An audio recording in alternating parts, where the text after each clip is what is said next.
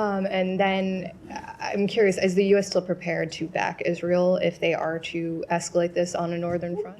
So just follow that. Yeah. You don't want any party to escalate it. I mean, for example, today when Nasrallah was speaking, there are Israeli jets, breaking the sound barrier over Beirut. Are those escalatory actions? So I'm not going to comment on any one specific action.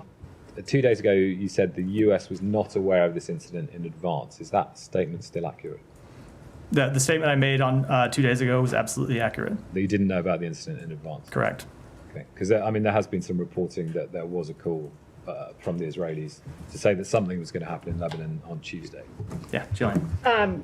Question on Iran. I'm wondering what the department's response is to this recent revelation yesterday that, we knew that the Iranian regime's hackers were trying to penetrate presidential campaign, but now we learn they're so far burrowed in there that they actually managed to steal Trump campaign information and share it with what was then the Biden-Harris campaign. It's pretty, it seems shocking. So we have been raising concerns about Iranian cyber actors attempting to influence elections around the world, including U.S. elections, for some time. It was, of course, disclosures by the United States that brought all of this to light.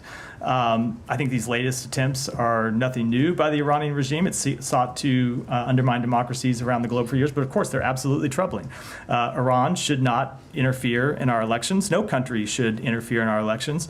And what we will do is continue to expose those countries that attempt to interfere in our elections, and we will hold them accountable for those actions.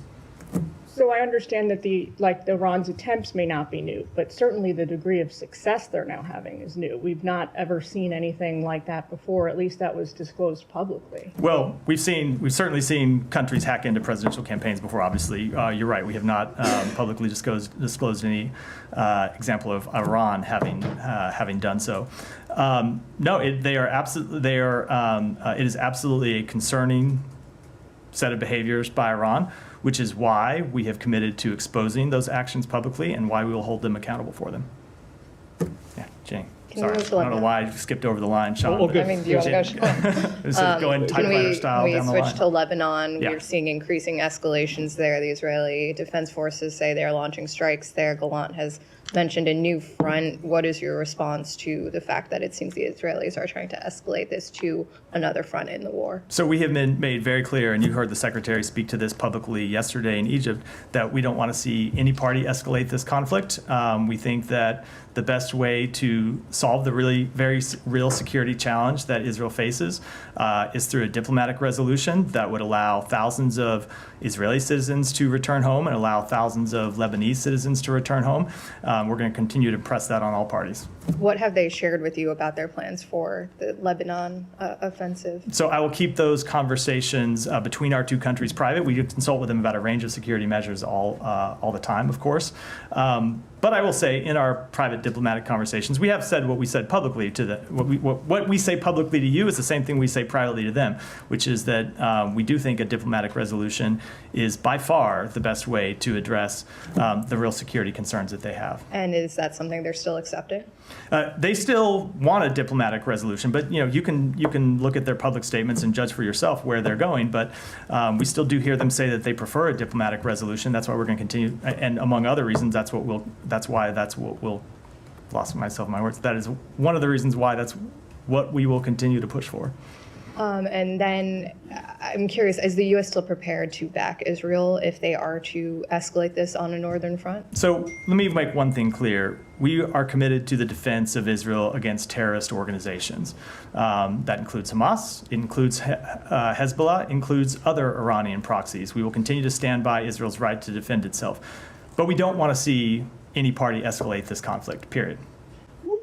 So just follow that. Yeah. You don't want any party to escalate it. I mean, for example, today when Nasrallah was speaking, there are Israeli jets, breaking the sound barrier over Beirut. Are those escalatory actions? So I'm not going to comment on any one specific action. Obviously, we have seen Israel and Hezbollah launching strikes at each other going back to, I believe it was October 8th. And immediately after the October 7th conflict, Hezbollah began sending rockets and drones across the border to target Israeli communities. And we've seen Israel respond to that by targeting Hezbollah militants inside Lebanon. So that has been a pattern since October 7th. And of course, it goes back well before that, but it's been an entrenched pattern nearly every day since then.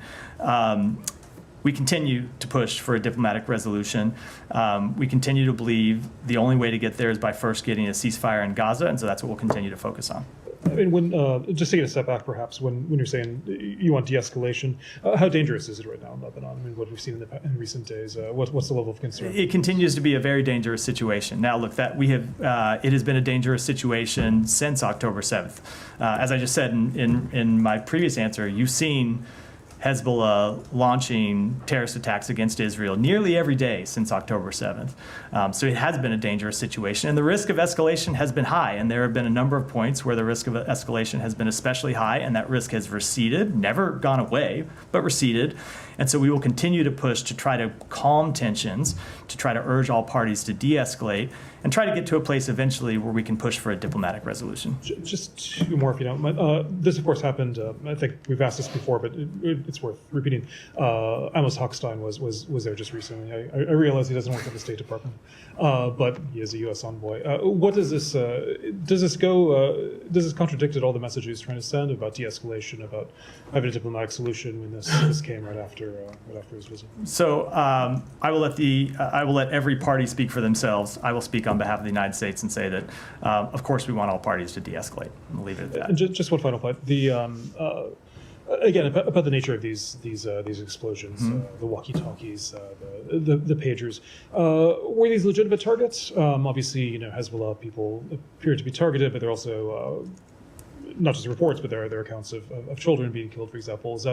Is this a legitimate form of warfare? So, without commenting on these specific incidents, because we are still gathering information, as a general principle, we do believe it is an appropriate practice for any country to defend itself by fighting terrorist organizations and terrorists that attack and are committed to attacking that country. But of course, civilians are never a legitimate target in any type of military or other operation. Would you see them as targeted in this? I don't have any further comment on the incident at all. Can I follow up on that? Daphne, go ahead.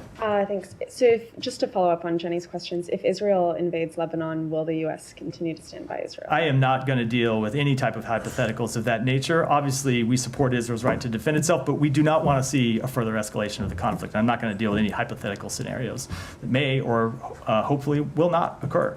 It's well within the realm of possibility. Will the U.S. get involved and continue to back Israel?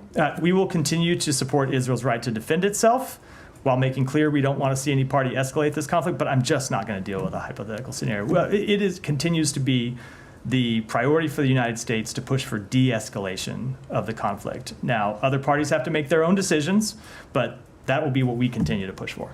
And then just on the attacks on the communications equipment, what effect do these incidents have on ceasefire talks? The secretary was just in Egypt. What did he hear while there about the path forward and any effect that these attacks have on the ceasefire? So I think it's too early to speculate or comment on what any type of implications might be. But as has been true in similar incidents over time since we've been trying to reach a ceasefire to this conflict, the continued loss of life ought to encourage all parties to reach a ceasefire. It ought to be in the interest of all parties to reach a ceasefire that brings the hostages home, that stops the death of civilians in Gaza, that decreases tensions across the blue line, that decreases tensions across the region. So I can't tell you what the actual effects will be, but I can tell you that the way we look at it and see, when you see continued incidents that bring death and suffering and instability, that ought to be an incentive for reaching a ceasefire, not a disincentive. Can't say it will be, but it ought to be. It's been a couple of days now. Have you seen any effects so far on the ceasefire talks? We continue to push for ceasefire, but I'm not going to get into where things stand publicly. Yeah, go ahead. There was reportedly another ceasefire proposal presented to the U.S. by Gal Hirsch in the Prime Minister's office, and all in all, which offered Sinwar, exile opportunities. What does the U.S. make of this? Do you think that's an actual realistic plan? I don't think it's productive for me to comment on it publicly. I will say what you've heard us say before. We continue to push for a ceasefire. It continues to be our top priority when it comes to this conflict. The Secretary was engaged in these conversations yesterday with the President of Egypt and the Foreign Minister of Egypt. There are other conversations ongoing at different levels of our government with the intermediaries, but I don't think it's helpful for me to kind of comment publicly on various proposals that are floated. Is it being considered at all seriously by the U.S. government? I just don't think it's productive for me to talk publicly. But I'll say that the proposal that we continue to focus on is the one that the President laid out in his address on May 31st, that was endorsed by the United Nations Security Council, that was agreed to by Israel, that Hamas agreed to parts of and rejected parts of, and it has been the subject of negotiations for some time now. So, go ahead. You say that they accepted part of and rejected part of, but they issued a statement. They accepted all of it way back then on the, the 3rd of July. So I guess it depends what you mean by accepted. Accept with amendments is not accepting. They accepted and they had amendments, and let me just say, they had amendments that they came back with. There were parts of that proposal they did not accept that they asked for changes to. So that's not a full acceptance, just as a factual matter. But it's also factual that it's the Israeli Prime Minister putting in new terms. Said, I'm just saying it's a factual matter. What you said is not correct. Okay. All right, let me ask you just a couple of things in your response to Daphne on. Now, U.S. officials don't believe that Israel is preparing to invade Lebanon. You don't believe that Israel will invade Lebanon? So I don't know where you got that assessment from. I'm not making any public assessment. Okay. Some are saying that they Some don't are saying, the mythical. I never like to reply to the mythical some are saying. If you have a specific thing to refer to, I'm happy to. Okay. Otherwise, I'll speak to what the State Department believes and what the State Department is doing. Let me then deal with this from a different point. Do you believe that Israel is preparing to invade Lebanon? So, as I said, in response to I think Daphne and Jenny's question, I will let every other country speak for what it is doing, what it is planning to do, and I will speak for what the United States is doing. And the United States continues to push for a de-escalation of tensions, not an escalation. Mm-hmm. Let me just have a couple more questions with the indulgence of my colleagues. Israel is blocking about over 40% of food assistance into Gaza, according to the HuffPost. Are you aware of these statistics? And can you update us on the latest level of U.S. aid to Gaza? So I'm not aware of that specific statistic. I can tell you that it's getting food, water, medicine continues to be something that we work on. We have seen something of a stabilizing of the levels of food and water coming in. Not a sufficient level, but when things got to a really dire level, they have come back up from kind of what that floor was several months ago. It's something that we continue to work on every day. But I think our experience over the last 11 months shows us the only way to get a durable delivery of humanitarian assistance into Gaza is to reach a ceasefire. So you have an increased ability to get food, water, medicine, other humanitarian goods to the crossings themselves, and then you have the ability to deliver them from those crossings inside Gaza to the people who need them. But you are keeping tabs on the level of aid that goes in. Of course, correct? I don't have the number of trucks that came in at my fingertips. I'm happy to follow up with you after the briefing. But is it at the same level as it was, when the pier was there, or less or more? So the level changes, as I think you know, because the truck numbers are public. They're publicized by various UN entities. I don't have them at my fingertips, but they're publicly available, and I'm happy to engage with you after the briefing to get them to you. And I wanted to ask you about normalization. Yesterday or the day before, the Crown Prince of Saudi Arabia, MBS, said there will be they will not recognize Israel without a Palestinian state. So do you feel that now, we're getting so close to the election, this effort to normalize will be dropped by this administration? So, Saeed, that is exactly what the Crown Prince said to Secretary Blinken when we met with him in Saudi Arabia on January 8th. And the Secretary came out publicly and said that he had just met with the Crown Prince, and the Crown Prince said there are two things that he needed to see before he could move forward on normalization. One was a ceasefire in Gaza, and one was a legitimate path to two states. So that has been his position, and we have publicly discussed his position for some time. I'm aware, but I'm saying that as the calendar, as the window closes, do you feel that it's going to be, further effort by the administration to pursue normalization? Every day that goes by, it gets tougher to accomplish anything. That's just a temporal fact. We continue to believe, however, that long-term, of course, normalization of relations between Saudi Arabia and Israel is in the interests of both countries. It's in the region, as is the establishment of an independent Palestinian state, which Saudi Arabia has made very clear is inextricably linked to normalization. All of those things are in the interests of Israel. They're in the interest of Palestinians. They're in the interest of the broader region. Now, we are obviously quite aware of the challenges that we face in getting to those now. The fighting in Gaza continues to wage on. We continue to work to get a ceasefire. But as a long-term goal, of course, it has not changed as one of our foreign policy goals. Yeah, Hudson. Can you put any meat on the bones to the sort of urgency to try to calm tensions between Lebanon and Israel? Are there any sort of calls or U.S. government travel you can read out at all? There are some reports that the Pentagon secretary is no longer going to visit this weekend. So I'm not going to speak to the travel of people in other departments. I will say that we continue to engage with our Israeli counterparts on this. As was publicly reported, Amos Hawkin was just in Israel on Monday, pressing the need for de-escalation and pressing the need for a diplomatic resolution. The Secretary of Defense has talked to the defense minister several times in the past few days. We've had conversations between State Department officials and Israeli officials.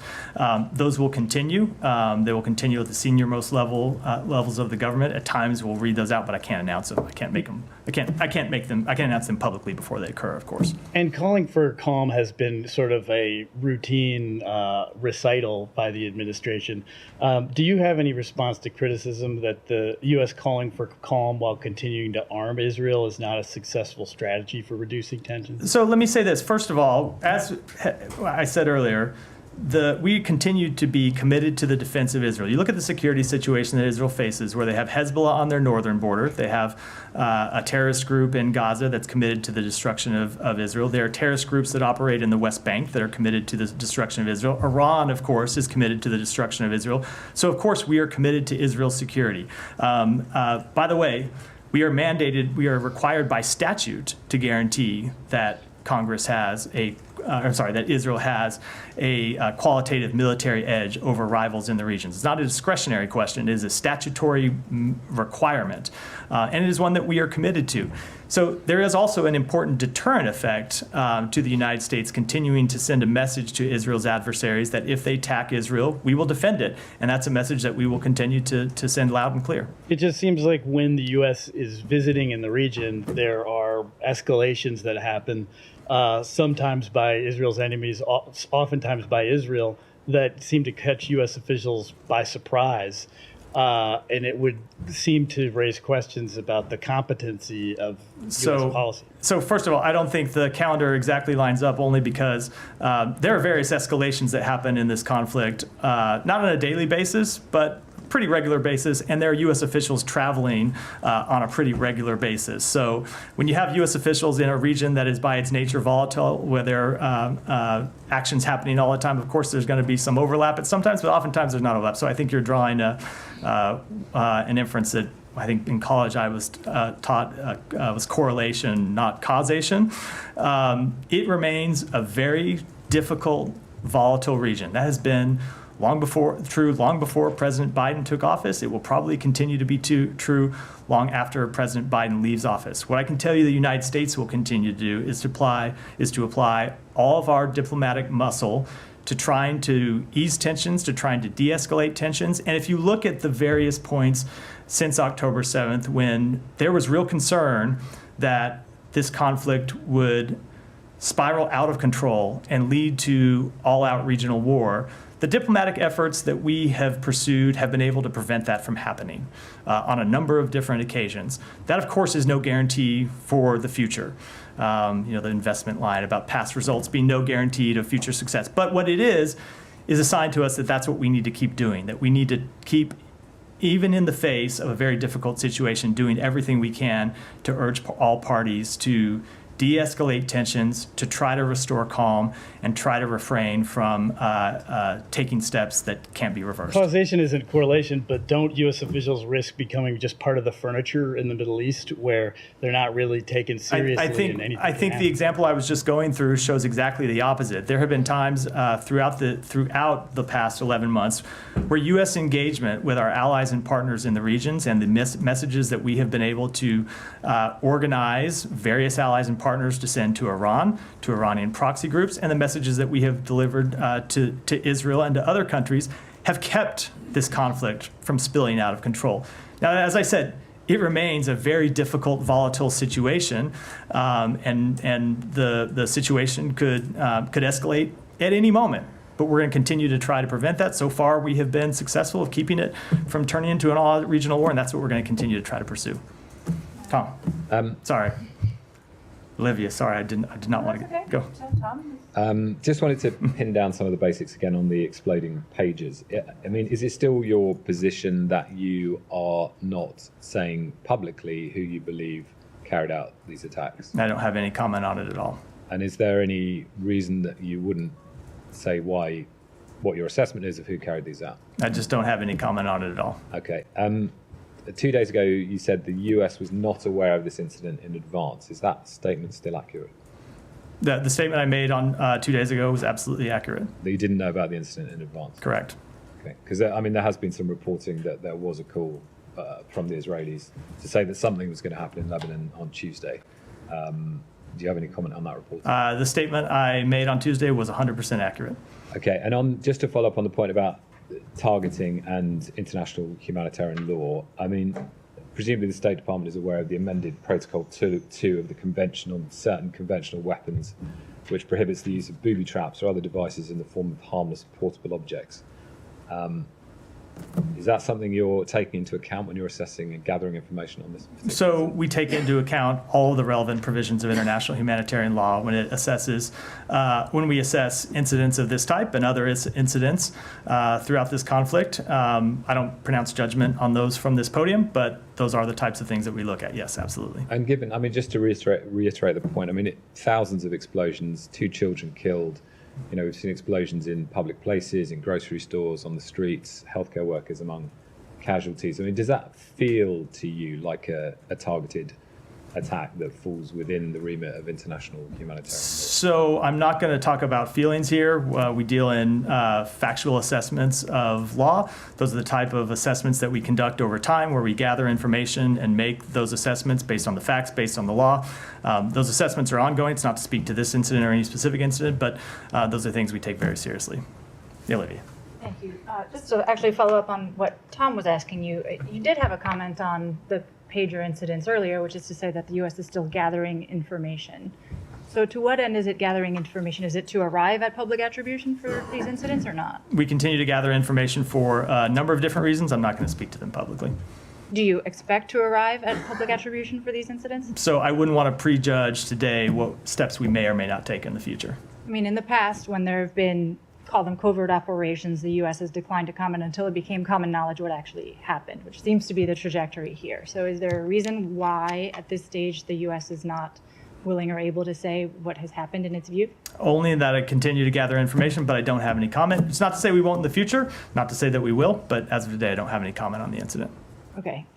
Why is it too soon to tell whether or how these incidents may have affected ceasefire talks in Gaza? Have you not heard from other parties, whether Hamas, the Egyptians, or the Qataris, that it was at least counterproductive to the facilitation of these talks? So I won't get into our private diplomatic conversations, but oftentimes when you have a big incident in the region, this has been true throughout these talks, it does take a few days for the proverbial dust to settle to see where things are going to shake out. So at this point, it would be speculation for me to try to judge how it will impact the talks, especially as you know, we've said this before, oftentimes communications with Hamas are difficult, they take time. It's just too early to have it to be able to speculate about any kind of impact. So you've heard no objections or complaints or reluctance from other parties to continue those conversations so long as what's happening in northern Israel and Lebanon is happening? So when you say any parties, I'll talk about the mediators who we communicate with. No, there has been no reluctance to continue to work to try and get a ceasefire from any of the mediators that we were working with on this arrangement. Okay, and the expectation that a bridging proposal may come, I mean, U.S. officials have been saying it could come sort of any day for the past several weeks. Is there any update to that timing? I don't have a timetable to put on it, no. Does the Israeli government agree with the U.S. that the only way to settle or to arrive at sort of a calmer situation in the north is by arriving at a ceasefire related to Gaza first? So they should speak to that publicly, and I know that they have. I'm not going to speak on their behalf. Well, is it based on? I mean, you can look at their understanding public of this statements. conversation? They have said many times that they could reach it through a diplomatic solution, military solution. But to elaborate on that, that's a question you should put to them. Okay, but I mean, based on your conversations, diplomatic engagements with the Israelis, is it the U.S.'s view that is how they are proceeding? So I'm, again, not going to talk about their view. They have talked about this publicly, and at times you have heard various officials from the Israeli government come out and say that they prefer a diplomatic solution, but that they are ready for a military solution if they can't reach a diplomatic solution. I don't believe they've ever put a timetable, but they've said that publicly a number of times. They said it privately to us on a number of occasions too. I cannot speak for what decisions that they are going to make. Obviously, those are decisions that they will make, and they can speak to them. I can speak to what we have said to them, and it is what I have said to you and what the Secretary has said publicly and the President on down, that we continue to believe a diplomatic resolution is the best way to ensure both short-term peace and security for Israel and the tens of thousands of Israeli citizens that have been displaced, and also long-term stability. A diplomatic resolution writ large. I'm asking specifically about the sequencing that a Gaza ceasefire must come first before anything can be. So the issue there is that you have heard the head of Hezbollah say quite publicly, as recently as today, that there will be no calm, there will be no cessation of the terrorist attacks against Israel until there is a ceasefire in Gaza. So it's not really an Israeli assessment. It is the fact that Hezbollah has made clear there won't be any end to the terrorist attacks against Israel until there's a ceasefire in Gaza. Well, but it's the U.S. taking Hezbollah at its word at its word and at the precedent of the last 11 months, right, where they've continued daily attacks. Okay. Well, So I would say other than when there was the week-long pause in hostilities last November. Other than that, they've continued near daily attacks, I should say. right. But as you've made the point before, public statements can be different from private assessments. So In this case, the public statements have matched the public actions. So one more question, sorry, about Iran and whether the U.S. has an understanding based on diplomatic, direct or indirect interactions, whether there is a heightened risk of retaliation from Iran given its ambassador to Lebanon was injured as part of these incidents. I wouldn't want to speculate on what actions Iran might take. We have always made clear to Iran throughout this conflict that it should not take any actions to escalate the conflict, and if it attacks Israel, we will defend Israel. Do you think the U.S. has one more? I really do have to go. Sure, a clear understanding of what Iranians' intentions might be. So it is always impossible to judge what a foreign country may or may not do. Leave it at that. Hiba, go ahead. Since you brought up what Nasrallah said today. Since you brought up what Nasrallah said today. Oh yeah, about what he said that Western countries reached out to them after the attacks, and they said stop the attacks against Israel and everything goes back to normal. Now we know where the talks, the ceasefire talks with Hamas, and we know that you have the Delta corridor and the prisoners. When it comes to Lebanon, he said that the Western countries offered them that stop the attacks and everything goes back to normal. Now, they said no, not before a ceasefire in Gaza. But for the Israeli, it is not the same. I mean, they said they want to change the status quo. They want to change the situation.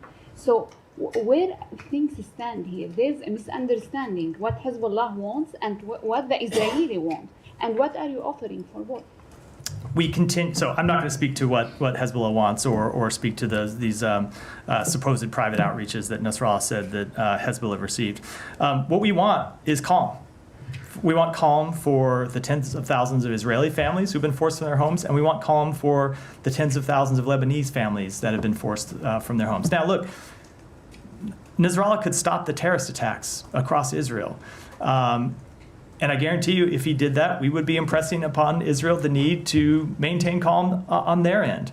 The bottom line is he hasn't stopped those terrorist attacks. And so as long as Hezbollah is launching terrorist attacks across the border, of course Israel is going to launch military action to defend itself, as any country would. What we continue to push to all the parties is not to escalate the conflict, not to let it spiral out of control into a war that we don't think serves either side's interests, and to ultimately try to get to the point, try to let us get to a ceasefire in Gaza that would help bring calm across the blue line. So, if I understood you well, you support going back to October 6th on the northern border. We want a diplomatic resolution. I am not going to speak to what that diplomatic resolution would look like in public. I don't think that's productive. Okay, one more question. Nasrallah also said, in case of a ground military operation by the Israeli, Hezbollah will operate inside Israel. He said, he threatened that there will be operations inside the settlements. You've been saying that a military operation also won't bring the Israeli citizens back to the north. So do you assess that Hezbollah is able to execute what Nasrallah said today? I am not going to offer any private assessment, or I'm not going to offer publicly any type of private assessments that we have about Hezbollah's capabilities. Thank you. Yeah, go ahead. Thank you, Matt. And I'll go with the same route here about Lebanon. You don't have any assessment, you said, in answering many questions, but is it that you don't have it or you don't want to share it? I don't have any public assessment to offer, no. Okay, and because my question goes to that, you're still assessing and you're still calling diplomatically that everybody should de-escalate, but things on the ground are moving in the opposite direction. Israel is moving troops to the north. Hezbollah today said that what Israel did on Tuesday is a declaration of war. And am I fair to you if I assess from all of the answers that you give to my colleagues here, that you kind of helpless, like we're gonna call upon them, whether they want to listen to us or not is up to them. So let me put it this way. I talked about this to some length in response to Hudson's questions earlier.